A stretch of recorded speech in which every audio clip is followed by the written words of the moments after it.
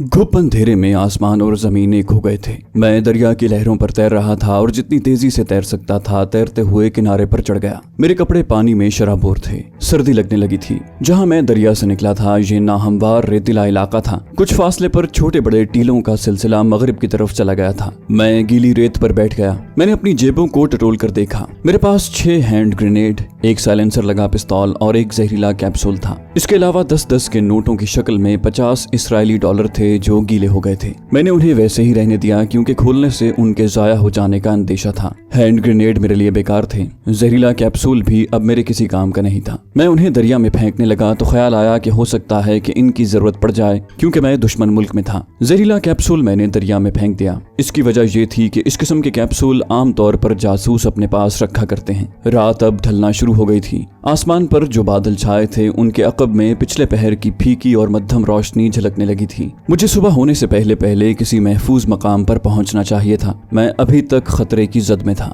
वैसे भी ये खुला सहराई इलाका था और तलाश में निकले हुए जेट, तैयारे या हेलीकॉप्टर मुझे दिन की रोशनी में देख सकते थे। मैंने मशरिक की तरफ चलना शुरू कर दिया। रात भर की बारिश की वजह से रेत सख्त हो गई थी जिस पर चलने में दिक्कत महसूस नहीं हो रही थी। चलते चलते मैं टीलों के सिलसिले के करीब आ गया। मेरा रुख मशरिक की जानिब था। मेरा टारगेट उर्दन से मिली हुई सरहद थी। एक ख्याल ये भी जहन में था कि एक बार फिर नादिया के पास यरूशलेम पहुंच जाऊं। यरूशलेम वहां से कितनी दूर था इसका मैं अंदाजा नहीं लगा सकता था, लेकिन अपने अंदाजे के मुताबिक यरूशलेम की समत ही जा रहा था। एक रेतीले टीले की चढ़ाई चढ़ने के बाद दूसरी तरफ उतरा तो सामने संगलाख वादी नजर आई। सुबह काजिब की फीकी धुंध में दूर दूर दरख्तों की झुंड और कहीं कहीं बाहर को निकली हुई चट्टानें दिखाई दे रही थी। आबादी का कहीं निशान नहीं था। मैंने वादी में सफर शुरू कर दिया। आसमान पर अब तक कोई जेट फाइटर नमूदार नहीं हुआ था। अभी तक कोई इस्राएली हेलीकॉप्टर भी मेरी तलाश में उधर नहीं आया था। चलने से मेरा जिस्म गर्म हो गया जिसकी वजह से मेरे कपड़े अपने आप सूखने लगे थे। जब मैं वादी के दूसरे किनारे पर पहुंचा तो दिन की रोशनी चारों तरफ फैल चुकी थी। आगे फिर जमीन ऊंची होने लगी। यहाँ कोई पगडंडी भी नहीं थी जिसका मतलब था कि इधर से कभी कोई नहीं गुजरता।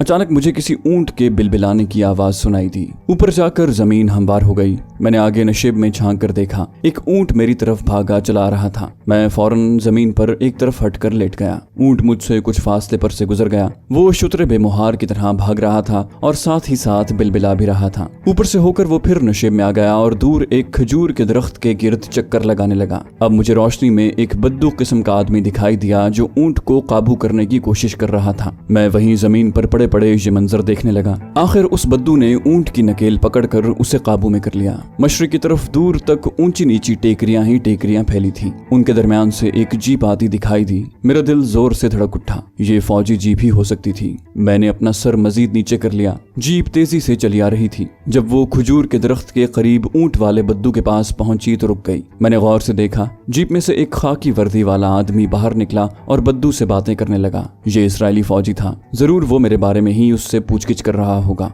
मुझे उनकी आवाजें सुनाई नहीं दे रही थी। वो मुझसे काफी दूर थे। ऊंट वाला रस्सी थामे एक तरफ रवाना हो गया। जीप भी आगे चल पड़ी। वो मुझसे काफी फासले पर से होकर गुजर गई। ये जीप फौजी थी। इसका मतलब था कि वो जिस तरफ जा रहा था वहां आगे कोई फौजी पोस्ट थी। ये भी हो सकता था कि ये फौजी जीप सहरा में मेरी तलाश में फिर रही हो और किसी दूसरी मिलिट्री पोस्ट से आई हो, लेकिन मैं अपनी समत तब्दील नहीं कर सकता था। मेरे पीछे दरिया और दरिया के पार मिसाइल स्टेशन का खतरनाक इलाका था। मुझे हर हालत में मशरिक यानी उसी समत को अपना सफर जारी रखना था जिधर से फौजी जीप आई थी। जब ये जीप मेरी निगाहों से ओझल हो गई तो मैं उठा और नशेब पर तेज तेज चलता संगलाख वादी में आ गया। ऊंट वाला बद्दू जीप वाली पगडंडी से हटकर शुमाल मगरिब में वाक़े रेत के टीलों की तरफ चला जा रहा था। मैंने टीलों की तरफ चलना शुरू कर दिया। आसमान बादलों से ढका हुआ था जिसकी वजह से फजा में धूप की तपिश नहीं थी। मेरे लिए चलना आसान था। दिन की रोशनी में अब हर शय बिल्कुल साफ दिखाई देने लगी थी। मैं उस रेतीले रास्ते से हटकर चल रहा था जहां से अभी अभी इस्राएली फौजी जीप गुजरी थी। ये सारा इलाका इस्राएली था और यहाँ मेरे किसी हमदर्द मुसलमान अरब का मिलना करीब करीब नामुमकिन था। इसलिए मैं बेहद मोहतात होकर चल रहा था। अगरचे मेरे कपड़े भी खाकी थे तहां मेरे कांधों पर कोई ऐसा निशान नहीं लगा था जो मुझे इस्राएली फौज का नायक या लांस नायक जाहिर करता।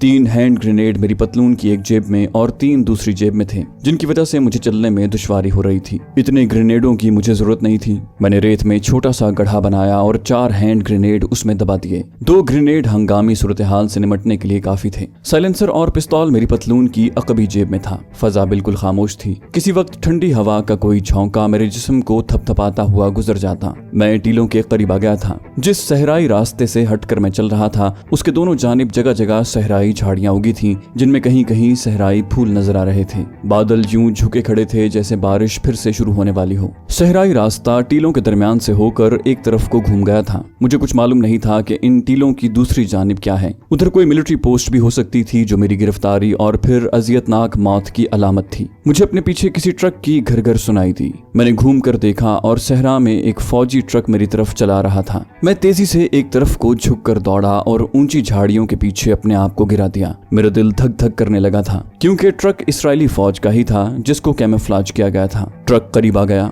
मैं झाड़ियों के पीछे छुपा उसे घूर रहा था। ट्रक की अगली सीटों पर 2 यहूदी फौजी बैठे थे। एक ट्रक चला रहा था, दूसरा खुली खिड़की पर बाजू रखे सिगरेट पी रहा था। ट्रक की रफ्तार ज्यादा तेज नहीं थी। वो घर घर की आवाज पैदा करता मेरे सामने से गुजर गया। उसका रुख टीलों के दरमियान से गुजरती सड़क की जानिब ही था। अब मुझे यकीन हो गया था कि दूसरी तरफ जरूर कोई फौजी पोस्ट है। क्या करूं, उधर जाऊं या न जाऊं? अजीब मखमसे में फंस गया था। मैंने सोचा कि टीलों वाली सड़क से हटकर जुनूब मशरिक की तरफ चलना चाहिए। मैं झाड़ियों के पीछे से निकला और टीलों वाले सहराई रास्ते को छोड़कर उसके मुतवाज़ी 15-20 कदमों के फासले पर से जुनूब मशरिक की समत चलने लगा। मैं टेकरियों की भूल भुलैयों में निकल आया। इन टेकरियों पर कांटेदार झाड़ियां उगी हुई थी। उनके दरमियान से गुजरता चला गया। एक टेकरी की चढ़ाई चढ़ने के बाद दूसरी तरफ ढलान पर निगाह डाली तो मेरा दिल उछल कर मेरे हलक के करीब आ गया। दूसरी जानिब कोई 2 फरलांग के फासले पर बैरक नुमा फौजी पोस्ट की टीन की सब्ज छत नजर आ रही थी, जिसके सामने वही ट्रक खड़ा था जो थोड़ी देर पहले मेरे करीब से होकर गुजरा था। उसकी एक जानिब 2 फौजी जीपें भी खड़ी थी। बैरक के बरामदे में मुझे एक फौजी टहलता हुआ भी नजर आया। स्टेन गन उसके हाथों में लटक रही थी। मैं दूसरे टीले की तरफ खिसकने ही लगा था कि मेरे अंदर कमांडो एडवेंचर की हिस्स बेदार हो गई। मैं इन टीलों, टेकरियों और संगलाख सहराई वीराने में ज्यादा देर तक भूखा प्यासा नहीं चल सकता था और कुछ मालूम नहीं था कि आगे कोई लकोदक सहरा शुरू हो जाए जो मुझ जैसे भूले भटके रास्ते से नावाकिफ मुसाफिर को निगलने के लिए हर वक्त तैयार होता है। मेरे जहन ने एक स्कीम मेरे आगे रख दी। इस स्कीम का पहला लफ्ज मेरी मौत से शुरू होता था और एक कमांडो की हैसियत से मेरे लिए उस पहले लफ्ज मौत की कोई अहमियत नहीं थी। देखना यह था कि क्या मैं अपने प्लान में कामयाब हो सकता हूँ। इसके लिए जुर्रतमंदाना कमांडो अटैक करने की जरूरत थी जिसके लिए मैं हर वक्त तैयार रहता था। मेरी नजर उस जीप पर जम गई जो मिलिट्री पोस्ट के बरामदे के कोने के पास एक दरख्त के नीचे खड़ी थी। ये सब्ज रंग की फौजी जीप थी। जीप बिल्कुल खाली थी। मैंने इर्द गिर्द के माहौल का जायजा लिया। दूर तक कोई आबादी नहीं थी। मैं अपना कमांडो ऑपरेशन शुरू कर सकता था। मिलिट्री पोस्ट पर संतरियों की नफरी ज्यादा नहीं होती। ज्यादा से ज्यादा एक सूबेदार रैंक का इसराइली ऑफिसर होगा और 4-5 सिपाही होंगे। इस किस्म की मिलिट्री पोस्टें सहराई इलाकों में अक्सर कायम कर दी जाती हैं जो रेजिमेंटल ऑफिसर के दरमियान राब्ते का काम करती हैं। मेरे लिए इस इसराइली मिलिट्री पोस्ट की जो चीज सबसे ज्यादा मोहलक और खतरनाक थी वो यहाँ का वायरलेस सेट ही था। कमांडो ऑपरेशन में सबसे पहले उस वायरलेस सेट को उड़ाना जरूरी था। मेरे पास जो 2 हैंड ग्रेनेड बाकी रह गए थे वो उस वक्त मेरे बड़े काम आ सकते थे। मैंने मिलिट्री बैरक पर नजरें जमा दी। मैं पोस्ट की नफरी का अंदाजा लगाना चाहता था। बरामदे में यहूदी संतरी हाथ में शॉटगन लिए उसी तरह टहल रहा था। फिर 2 फौजी बरामदे में से गुजरकर सीढ़ियां उतरे और अपने ट्रक में सवार होकर आगे निकल गए।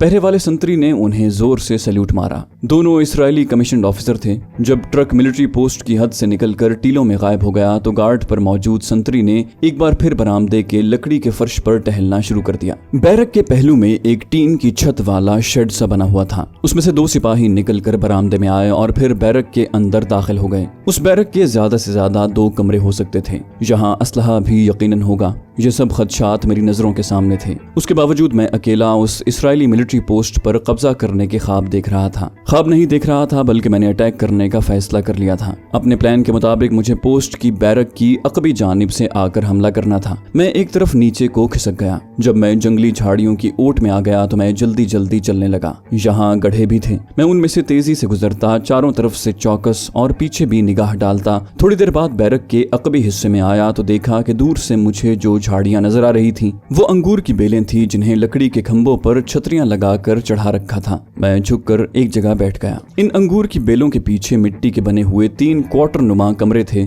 जिनके आगे सहन में एक फौजी कैंप कार्ट पर बैठा मशीन गन के बैरल को तेल से साफ कर रहा था। मैं एक पल के लिए बिल्कुल बुत बन गया। मैंने सांस रोक ली। ये मिलिट्री पोस्ट के संतरियों के क्वार्टर थे। उनकी फैमिली यहाँ नहीं रहती थी क्योंकि मुझे अभी तक कोई इसराइली औरत या बच्चा वहाँ दिखाई नहीं दिया था। एक जर्द रंग की भेड़ अंगूर की बेलों पर चक्कर लगाती मेरी तरफ आ गई और कमबख्त सीधी मेरे सर के साथ आकर टकराई। मैंने अपने सर को झटक दिया। ऐसा करने से मेरे मुंह से ऐसी आवाज निकली जैसे किसी ने हल्की सी छींक मारी हो। उस आवाज ने सहन में बैठे फौजी को अपनी तरफ मुतवज्जे कर लिया। उसने गर्दन घुमाकर अंगूर की बेलों वाले खंभों की तरफ देखा। मैंने अपने आप को तेजी से झाड़ी की ओट में कर लिया। सिपाही मुझे दिखाई दे रहा था मगर वो मुझे नहीं देख सकता था। चूंकि जहाँ कोई हंगामी सूरत हाल नहीं थी इसलिए इसराइली संतरी ने कोई खास ख्याल न किया। मैं जमीन पर खिसकता पोस्ट के ऑफिस के पीछे निकल आया। मैं जहाँ इसराइली सिपाहियों की नफरी का अंदाजा करना चाहता था। कोई आवाज भी नहीं आ रही थी। मेरी जानिब ऑफिस की अकबी खिड़की थी जो बंद थी। बरामदे के फर्श पर फौजी बूटों की ठक ठक सुनाई थी। किसी ने हल्का सा कहकहा लगाया। उसके बाद टाइपराइटर की टक टक की आवाज आना शुरू हो गई। एक बात तय थी कि जहाँ उस वक्त 4-5 से ज्यादा फौजी नहीं हैं। मैं पीछे की तरफ खिसकने लगा। मेरा प्रोग्राम सामने की तरफ जाकर हालात का जायजा लेने का था। मैं खिसकता खिसकता अंगूर की बेलों वाले खंभों की तरफ आ गया। अचानक मेरे पीछे कोई कुत्ता जोर जोर से भौंकने लगा। मैंने पलट कर देखा। एक कुत्ता मुझसे थोड़ी दूर मिट्टी की एक ढेरी के ऊपर खड़ा मेरी तरफ देखकर भौंक रहा था। ये मेरी मौत का पैगाम था। साइलेंसर वाला पिस्तौल मेरे हाथ में था। मैंने कुत्ते का निशाना लिया और ट्रिगर दबा दिया। ठक की आवाज पैदा हुई और गोली कुत्ते के सर में घुस गई। वो वहीं ढेर हो गया मगर उसकी आवाज ने उस इसराइली संतरी को उस तरफ मुतवज्जे कर दिया जो क्वार्टर के सामने कैंप कार्ट पर बैठा मशीन गन साफ कर रहा था। कुत्ते की आवाज अचानक बंद होने से खुदा जाने उसके दिल में क्या ख्याल आया कि उठकर अंगूर की बेलों की तरफ आ गया। मेरे पास दौड़ने या किसी दूसरी जगह छुपने का वक्त नहीं था। मैं वहीं लुढ़क कर दूसरी झाड़ी की ओट में जाने लगा तो उसने मुझे देख लिया। ये बड़ी कयामत की घड़ी थी। मैंने उसे हलक से आवाज निकालने की मोहलत न दी। मोहलत कैसे देता? मैं उसे हलाक भी नहीं करना चाहता था लेकिन वो मेरी जिंदगी और मौत की लाइन के दरमियान आ गया था। जहां हम में से किसी एक को मरना था। जिंदगी उसी के हिस्से में आती है जो पहल करने में उजलत से काम लेता है और ये काम मैंने कर दिया। मेरे पिस्तौल से दूसरी गोली निकलकर उसके दिल में घुस गई। वो बिल्कुल मेरे सर के ऊपर आ गया था। उसके हाथ में कुछ नहीं था लेकिन वो शोर मचाकर मुझे पकड़वा सकता था और इसराइली फौज की कैद में जाने का मतलब एक भयानक और अजियतनाक मौत के सिवा मेरे लिए और कुछ भी नहीं था। जर्मन पिस्तौल की गोली ने उसके जिस्म में आग भर दी थी। वो वहीं दोहरा होकर गिरा। मैं उछलकर उसके ऊपर जा गिरा और उसका हलक दबा दिया। मेरा चेहरा उसके सफेद होते चेहरे के ऊपर था। उसकी आंखें चढ़ चुकी थी। खून उसके सीने से उबल उबल कर रेत में जज्ब हो रहा था। वो मर गया था। मैंने उसे वहीं छोड़ा और आंखें फाड़ फाड़ कर क्वार्टरों की तरफ देखने लगा। क्वार्टरों पर गहरी खामोशी छाई थी। मिलिट्री पोस्ट के ऑफिस में से टाइपराइटर की टक टक अभी तक सुनाई दे रही थी। मैं उठा और भागकर ऑफिस की अकबी खिड़की के पास दीवार से जा लगा। मेरी पुश्त दीवार के साथ लगी थी। मेरा दिल तेजी से धड़क रहा था। बंद खिड़की के पट पर उल्टे हाथ का दबाव डाला। वो थोड़ा सा खुल गया। हैंड ग्रेनेड मेरी मुट्ठी में था। मैंने उसका पिन निकाला, उसे आहिस्ता से अंदर लुढ़काया और खुद 5 कदम दौड़कर छलांग लगाई और रेत पर औंधे मुंह जा गिरा। फिर हाथों से सर ढांप लिया। एक धमाका हुआ। मेरे ऊपर से कोई शय साए के साथ उड़ती हुई निकल गई। मैंने सर उठाकर पीछे देखा। जहां मिलिट्री पोस्ट का ऑफिस था वहां अब धुएं का बादल चकराता हुआ ऊपर को उठ रहा था। हैरानी की बात यह थी कि किसी इंसानी चीख की आवाज नहीं आ रही थी। शायद ऑफिस में जो 2-4 इसराइली सिपाही थे उनके परखचे उड़ गए थे। मैं झुका झुका मिट्टी के क्वार्टरों के पीछे से होकर मलबे का ढेर बने ऑफिस के सामने आया तो देखा कि छत का आधा हिस्सा दरवाजे पर गिर पड़ा है। आग नहीं लगी थी क्योंकि 4 दीवारी मिट्टी की थी। सामने ट्रक और जीप उसी तरह खड़े थे। कहीं कोई गार्ड नहीं आ रहा था। मैंने जीप में बैठकर उसे स्टार्ट किया और वहां से तेजी के साथ निकल गया। मिलिट्री पोस्ट से निकलकर सहराई रास्ते में आते ही मैंने रफ्तार तेज कर दी और अंधाधुंध मशरकी समत में बढ़ने लगा। मेरे दिल में सिर्फ यही एक मकसद था कि जैसे भी हो मशरकी रुख पर जितनी दूर निकल सकूं निकल जाऊं। जीप फौजी थी। ये मेरे लिए मुश्किलात भी पैदा कर सकती थी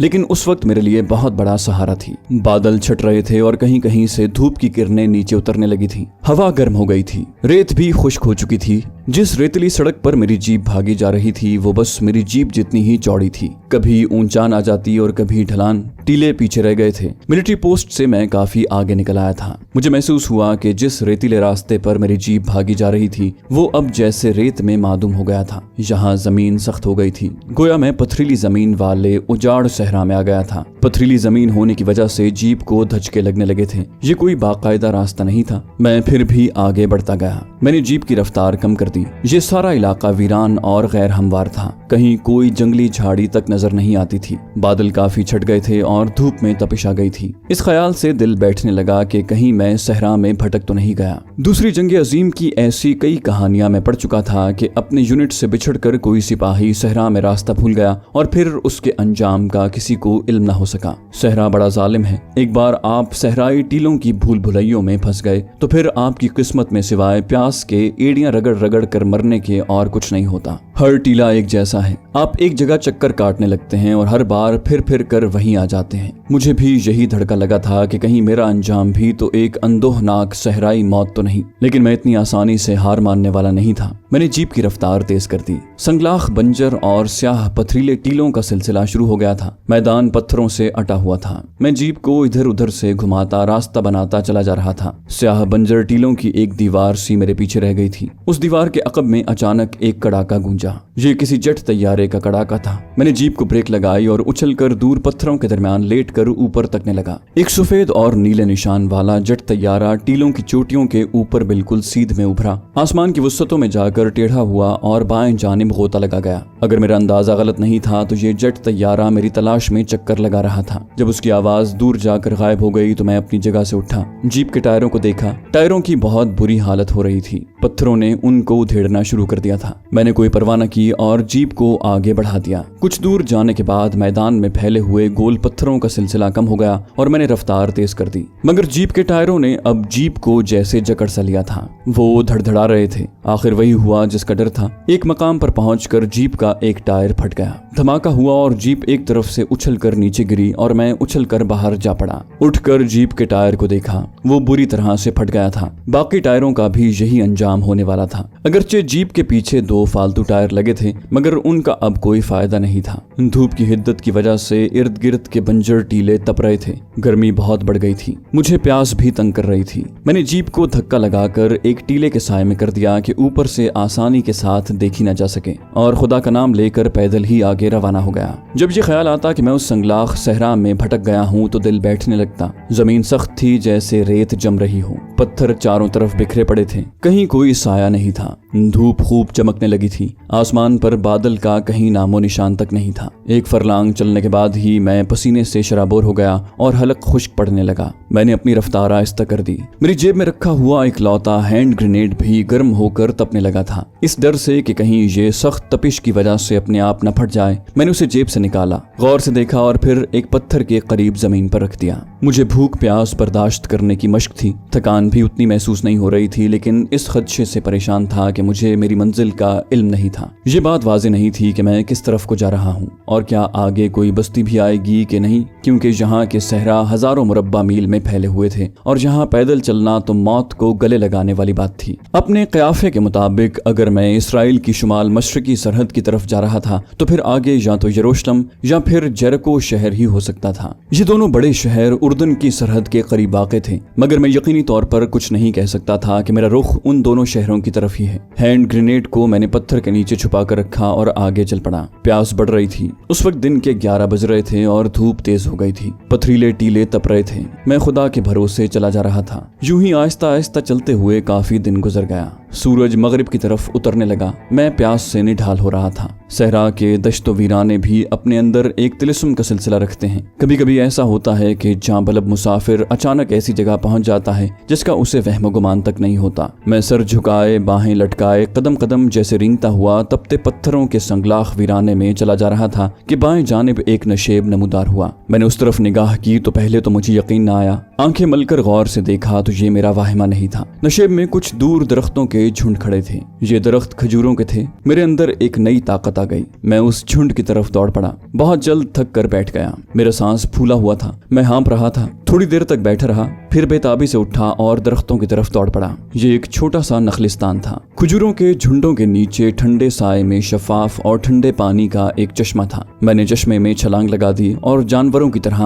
उसमें पलटे खाने लगा। मैंने सैर होकर पानी पिया। बाहर निकलकर रेत पर गिरी पड़ी खजूरों को धोकर खाया और खुदा का शुक्र अदा किया। उसके बाद वहां दरख्तों की ठंडी छांव में एक तरफ लेट गया। इंतहाई थकन के बाद कुछ देर को आराम मिला तो नींद ने गलबा किया। जल्दी से आंखें खोल दी। यहाँ गाफिल होकर सोना ठीक नहीं था। किसी वक्त भी दुश्मन यहाँ पहुंच सकता था। मैं किसी बाकायदा रास्ते पर नहीं चल रहा था, बल्कि रास्ता बनाता हुआ चल रहा था। जब शाम का छटपटा रात के अंधेरे में समा गया और आसमान पर चांदी के जेवरों जैसे सितारे निकल आए तो मैंने महसूस किया कि पथरीली जमीन की जगह रेतली जमीन शुरू हो गई है। मेरे इर्द गिर्द कुछ ऐसे टीले शुरू हो गए थे जिन पर जंगली झाड़ झनकार उगा था। सहरा में रात को हमारे शहरों जैसे जैसा अंधेरा नहीं होता। यहाँ सितारों की रोशनी में एक धुंध सी चारों तरफ फैल जाती है जिसमें हर शय नजर आ जाती है। मैं रेत के 2 टीलों के दरमियान से गुजर रहा था कि अचानक फजा में ऊंट के उपलों की मखसूस बू महसूस हुई। ये सहरा की खास बू होती है जो इस बात की अलामत होती है कि या तो आसपास कहीं कोई काफिला पड़ाव डाले हुए है और या कोई गांव करीब है। मैं चौकन्ना हो गया, फूंक फूंक कर कदम रखता हुआ आगे बढ़ा। टीलों के दर्रे से बाहर निकला तो सामने खुले मैदान में रोशनी नजर आई। मैं वहीं रुक गया। ये रोशनी लालटेन की थी जो जमीन से कोई 10 फुट ऊंची किसी शय से लटकी थी। वहाँ 2-4 मिट्टी के मकान बने हुए थे। कुछ दरख्तों के झुंड भी दिखाई दे रहे थे। मुझे उम्मीद की एक किरण नजर आ गई थी। तो दोस्तों, ये थी हमारी आज की एपिसोड। उम्मीद करते हैं आपको हमारी कहानी पसंद आई होगी। जाने से पहले इस वीडियो को लाइक कीजिए और शेयर करना मत भूलिए। कमेंट करके हमें बताइए कि आपको हमारी वीडियो कैसी लगी। और अगर अभी तक आपने इस चैनल को सब्सक्राइब नहीं किया तो इसे सब्सक्राइब कीजिए और बेल आइकन दबाकर ऑल नोटिफिकेशंस ऑन कर लीजिए।